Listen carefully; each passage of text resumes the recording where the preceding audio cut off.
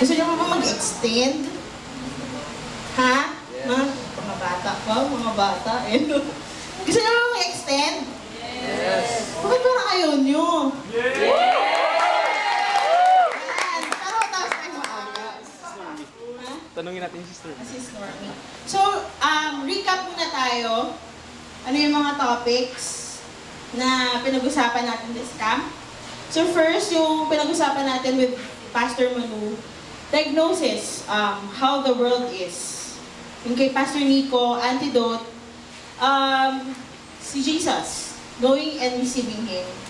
Si Pastor Jude, prescription. Pastor Manu, again, lifestyle. And ako ngayon, mamaya niyo malalaman. So, di ba gusto niyo naman mag-extend ng contagious camp? Yes! Ano ba? Gusto niyo ba talaga mag-extend? Ayaw niyo? Well, unfortunately, hindi na ma-extend ang camp. Yes, but yung being contagious doesn't stop tomorrow. Okay? Contagious has been a part of our lives, di ba? Kaya nga, meron good and bad na things na nahahawa natin sa iba. So, if you want to extend the camp, apply nyo yung natutunan nyo this camp. Tama ba? Tama? Yes. Okay, so, yung napagbulay-bulayan. Nilay-nilayan.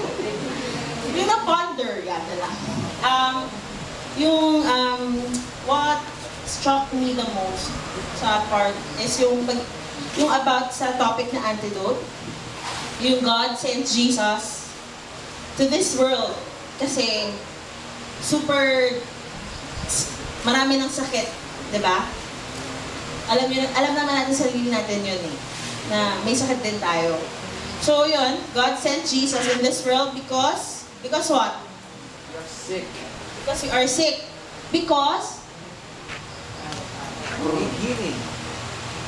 Because He loves us. Diba? Siyempre naman, di ba pag may mahal kang tao, siyempre gagawin mo lahat para gumaling siya, kung may sakit man siya, diba? So God sent Jesus in this world because He loves us. He wants to save us from this world, from our sicknesses. Jesus became, yun nga, the antidote of our sins, yung mga ating kasakitan. You know what? Jesus wasn't, hindi pinadala dito si Lord o si Jesus na pinanganak siya na mayaman, na maganda yung bahay. Diba? Saan siya pinanganak? Sabsaban. Diba yung parang kainan ba yun ng baboy? Tama ba? Sabsaban. Ano ba? Manger. Oo nga. Sabsaban. Yung parang... Yun na yun. Yung kainan. Diba? Yun yun. So, like all of us, marami din siyang pinagdaanan na hirap. Hindi lang naman tayo naghirap eh. Siya din. Diba? Binak siya. Ano tayo yun? He was mocked. Parang binato-bato pa siya. Parang kinu-question yung pagiging Lord niya. And pagiging Jesus niya, diba? So, hindi siya pinadala dito para yeah, I'm the king. Hindi, ganyan, diba? Hindi naman siya pinanganak. So, pinanganak siya, dumating siya dito sa mundo, na naranasan niya din yung naranasan niyo. Naranasan natin. Naghirap din siya. So, why didn't He quit? Diba? Usually, pag hirap na tayo, we quit. Kapag nahihirapan ako, I quit.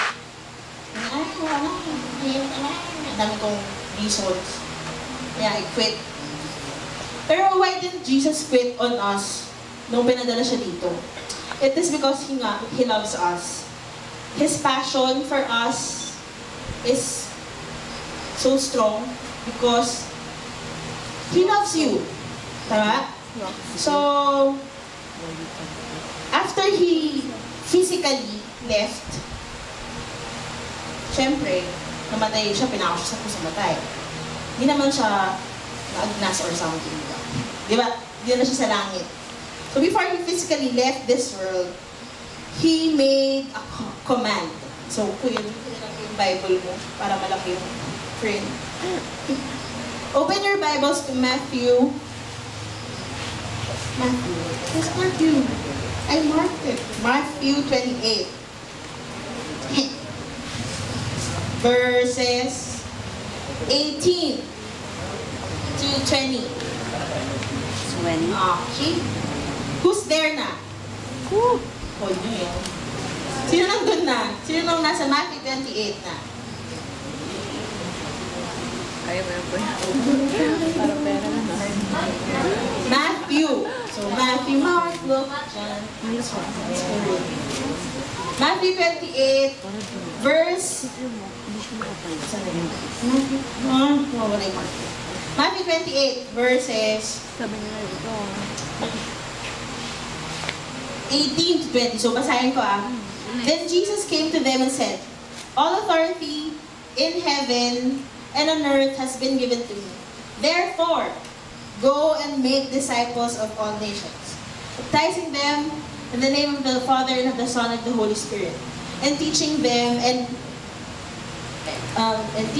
to obey everything I have commanded you. And surely I am with you always to the very end.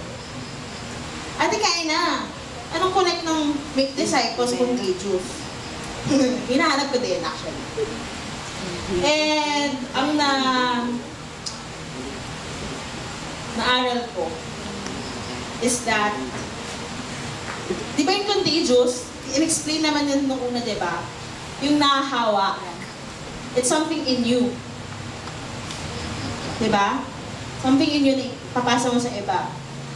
That is the same way also of discipling others. Kung ano yung nasa inyo, yung ituturo nyo din sa iba. So it's the same.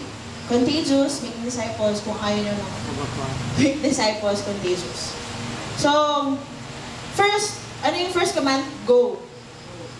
Go, go, go. Okay. Yung haba na. Okay. Go. Sabi, go. Saan kayo pupunta? May alam ba kayo kung saan kayo pupunta?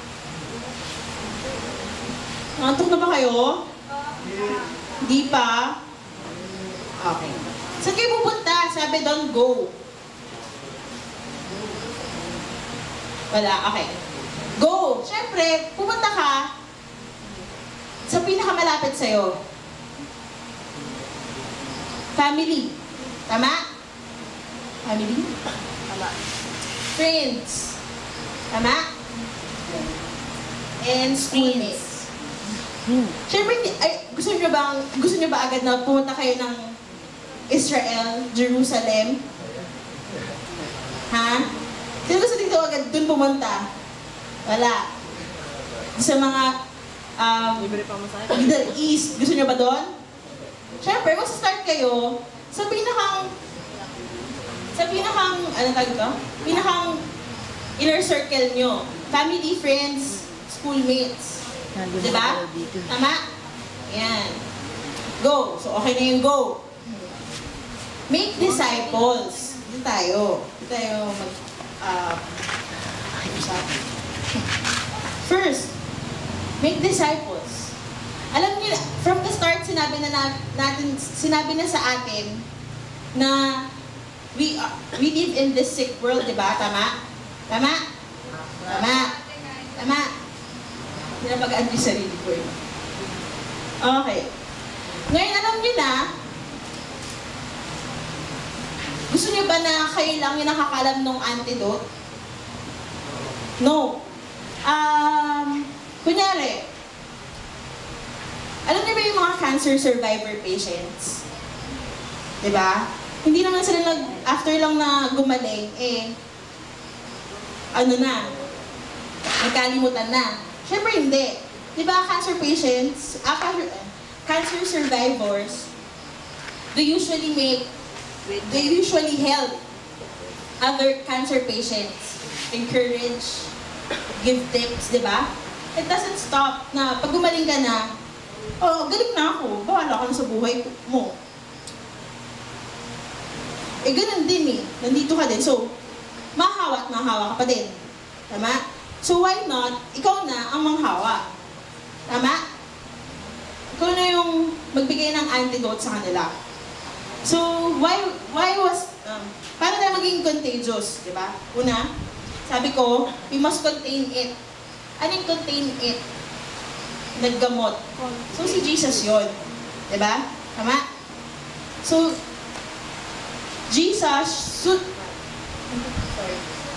dapat si Jesus ay nakikita sa buhay nyo. Okay? Paano nyo mahawa yung iba kung di na, paano nyo mahawa or masishare si Jesus kung di naman nakikita sa inyo, ano tayo lokohan? Tama? Tama. Diba? Diba? Siyempre, makahawa ka na nga lang. Dapat kita rin sa'yo. Parang, ito na. Siyempre, hindi ko na naman sasabi, uy, taba-taba mo. Eh, siyempre, mataba naman ako. Siyempre, careful din naman ako kasi, ay, mamaya na. Siyempre, diba? Sabihin ko niya, mag-diet ka nga, ganyan-ganyan. Pero ako hindi ako nagda-diet. Diba? Same thing? Oh.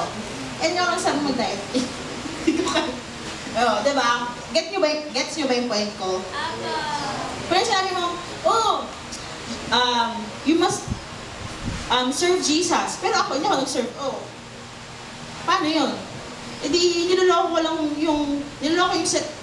yung sarili ko, niloloko ko yung ibang tao. Tama? So, ganun din yun. Bago tayo mag-share, kailangan nasa atin muna. Kailangan nasa atin muna si Jesus. Okay? Second, we must be willing to share. Diba, kunyari, yun na nga. Wait lang. Isip ako ng example. Okay, kunyari sinabi ko, diet na naman? Ano ba yan? Mag-diet na daw ako, sabi ni Lord. Kunyari, sabihin ko, tama. Isip ko pero, alam ko kung paano mag-diet, which is not really. Pero, all I do is parang, I just criticize that person. Na parang, ano ba yan? Tama, yan. Diba? Tama? Imbes na ganunin ko siya, why not tulungan ko siya? Tama? Parang, di na lesson na yung pag-iisip ko ng masama, tulungan ko pa siya. So, ganun din yun, we must be willing what we have. We must be willing to share what we have. Okay? Okay ba kayo? Tanong ko. Okay. Short lang to. Mga 3 hours. So, pag tinulungan nyo ako dito, 5 minutes. 8:15 na, no? So, nagigets nyo ba? Sa school. Kaya sa school, ano ba usually, parang sinabi natin? Mag-aaral ka nga. Hindi ka naman nag-aaral, ganyan. Pero ako, hindi ako nag-aaral. So,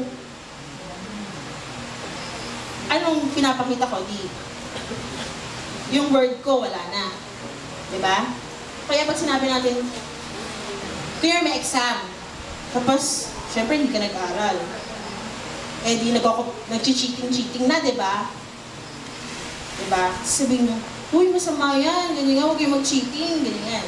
Pero you, yourself, sige na nga, pakopya. Ay, pinagdaanan ko naman ganyan. Mga times na sorry, Pudor. At least, di ba? Yung parang gano'n, sa family. Family, ano bang pwede sa family? Kunyari, sa kapatid mo.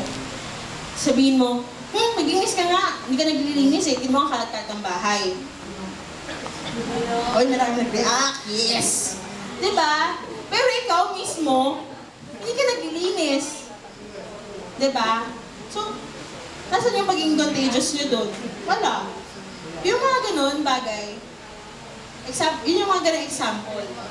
So, ang pagiging contagious natin ngayon na nandun na tayo sa CAP, natutunan tayo sa lahat ng mga natutunan natin. So, we must be contagious dapat makita sa atin si Christ. first of all, number one, makita sa atin si Christ. Kasi kahit magtataka sila, ano ba yung meron sa kanya? Diba? Ano kaya yung meron sa kanya? Bakit kahit anong nangyari sa kanya, kahit anong pinagdaanan niya, you know, nakakasmile pa din siya, nakaka-get through pa din siya to the day. Tapos pag tinanong mo, anong meron sa'yo? Ganyan. I have Jesus. So, adi, panis. Diba? Diba? Tama. Oh. Dapat makita muna sa atin si Jesus. Then, we must be willing to share. So, how to maintain? Paano tayo kasi madali lang mag-start eh. Alam niyo ba yun? Madali lang mag-start na mag-share. Diba? Diba usually tayo, or ako, sige ako na. Usually, ako, may sisimulan ako. Implement things, do this. Dami kong plano, ganyan. But then, sometimes,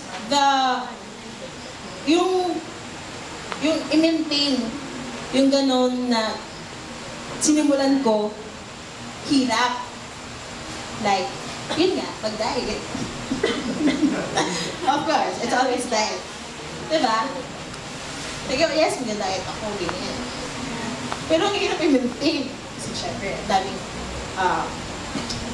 ang daming tuksong pagkain, masarap yun. Diba? Yun din yun. Madali lang, first, alam niyo ba, madali lang mag-share ng gospel? Madali lang yun. Upuan mo lang. Yung mga, Jesus loves you. Oh, tapos na. Diba? Pero yung i-maintain yun, na isa pamuhay mo, mahirap yun. Hirap yun. Ang dami mong nangyari sa'yo na, love mo ba talaga ako, Lord? Ganyan. Maraming kumaisip na ganyan. Maraming question sa'yo na, totoo ba yung Diyos mo? Ganyan. So, how to maintain that passion in sharing? So, first of all, have a relationship with Him or receive Him in your life. Tama? Siyempre, para masihin siya sa buhay mo, receive Him. Second, spend more time with God. Diba nga, usually mga athletes. Ano ba yun? Oh, athletes. Ang preparation nila mahaba. Kasi mahirap i-maintain yung lifestyle nila. Nag-spend more time sila kung ano man yung sports. Pinapractice talaga nila. Diba? Ethan, diba pangarap mo maging basketball player? Yes. Anong ginagawa mo?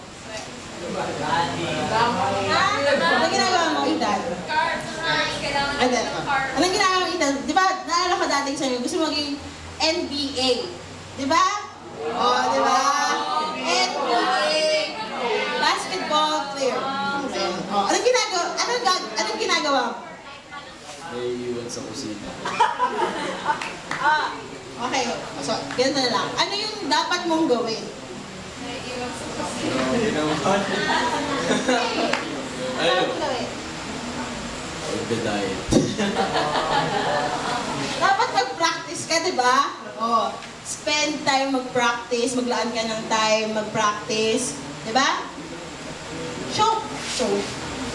So, kung gusto natin i-share si Jesus, ganun din, spend time with Him. Kung gusto ni Ethan maging basketball player, dapat nag-spend time siya sa basketball gym, magdamag kung kailangan, mag-shoot siya doon, di ba? Para maging pro siya, maging NBA. Tama? Ganun. Kailangan may kanan sa ano. Oh. Sino pa ba? Yel, anong gusto mong maging? Lawyer. Ano gagawin mo para maging lawyer ka? Ha? Magbabasa So, by that, you're spending time. Tama, maglaan ka ng oras. Diba? Kung may tao kayong mahal, spend time. Diba? Ganun din. So, kung gusto natin i-share si Jesus, spend more time. Lord, Ate Kaina, hirap magbasa ng Bible eh. Nakakatulugan ko eh. Nagagawa ko din yan. Minsan nakakatulugan ko. Minsan nga hindi pa natatapos eh. Tulog na ako. Tapos, gigising ako, sorry Lord. Hirap talaga. Pero you just have to practice it. Okay? Second, spend time, invest time. Yung gagawa ko talaga ng paraan, i-prioritize nyo yung pagkilala sa Diyos para ma-share nyo siya. Example, gusto mong pumasa sa exam. Yung pumasa na, malinis. Alam mo na yun. Oo, diba? Ano gagawin nyo? Mag-review.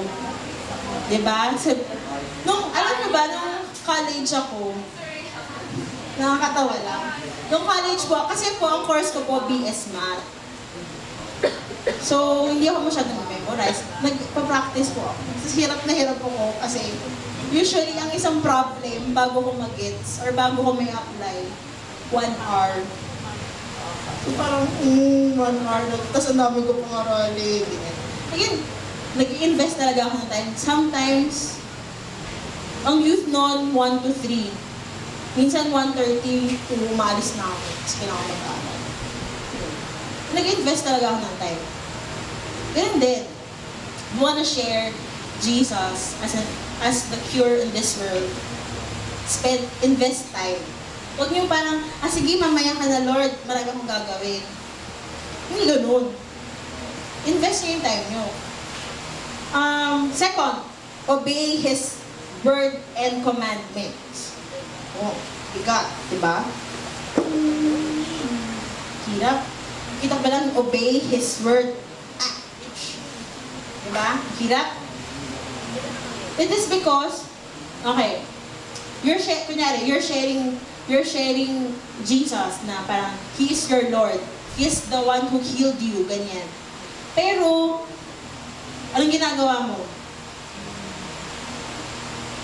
Kunyari, nungupit ka, tapos may nakita sa'yo. Di ba sabi ni Lord, do not steal? O, di taliwas ka na. Siyempre dapat connect yan. Or like, sabihin mo na, mahal mo si Jesus. Di ba? Pero, pumatay ka ng tao. Oh. So, hindi na-connect. So, nasa na yun? Wala nang saysay yung sinabi mo na mahal mo si Jesus, na siya yung nagpagaling sa sakit mo. So, dapat, susundin mo rin yung commandments niya. And I think this is the last. Oh, yeah, last. Be dependent on Him. Kasi magagawa mo pa yung mga yan, yung mga una ko sinabi, kung hindi ka magdidepend sa Kanya, hirap yun.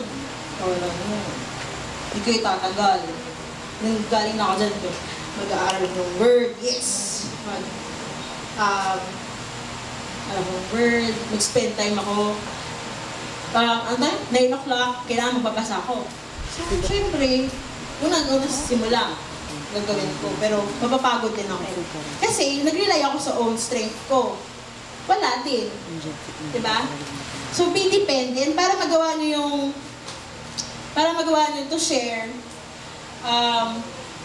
to share Jesus as the antidote and the cure in this world. Sabi ko sa inyo, di ba sa start, contagious doesn't end tomorrow. It's a continuous process. Whether we like it or not, we will be contagious.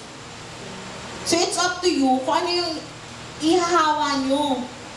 Siyempre, kung mga hawa ka na lang din naman, ano gusto mong hawa? Siyempre, hawa mo na yung mabuti. Hawa mo na si Jesus sa iba. So, magpapa-activity po ako. Yay! Application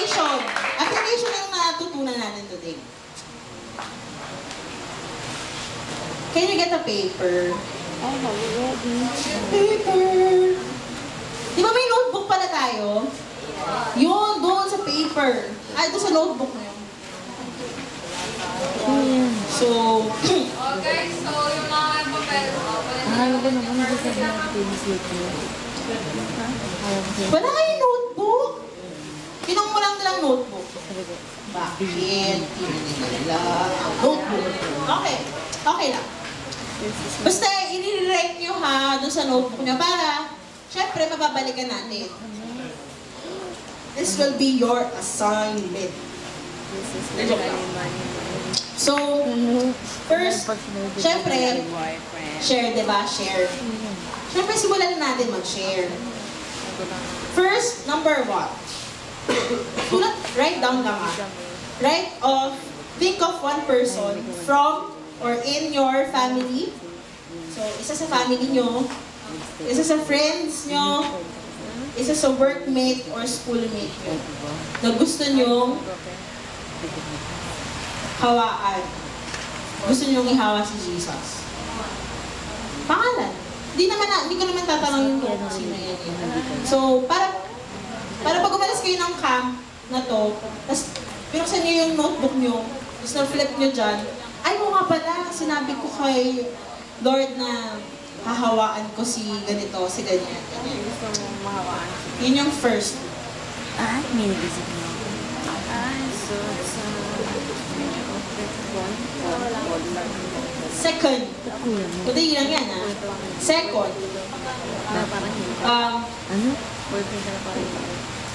John Paul B. Jude.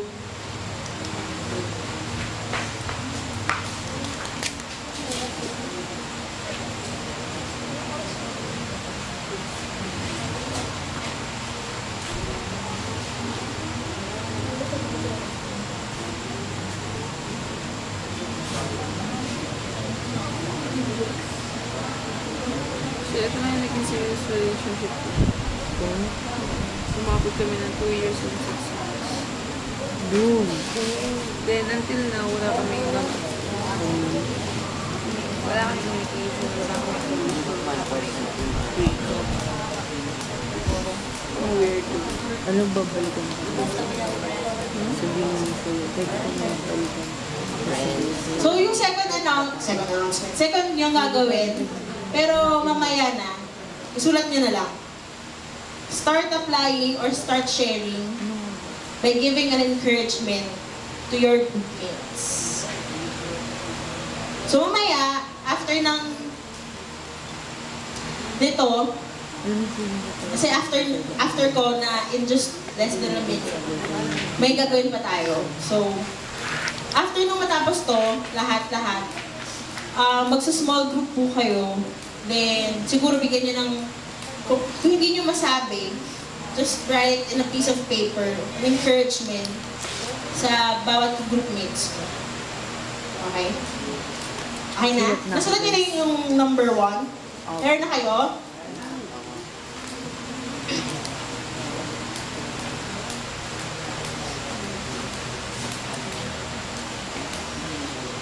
But baby ko.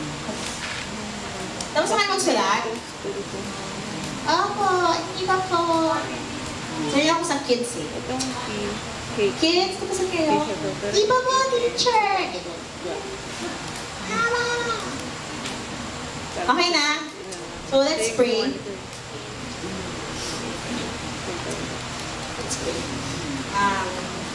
Lord,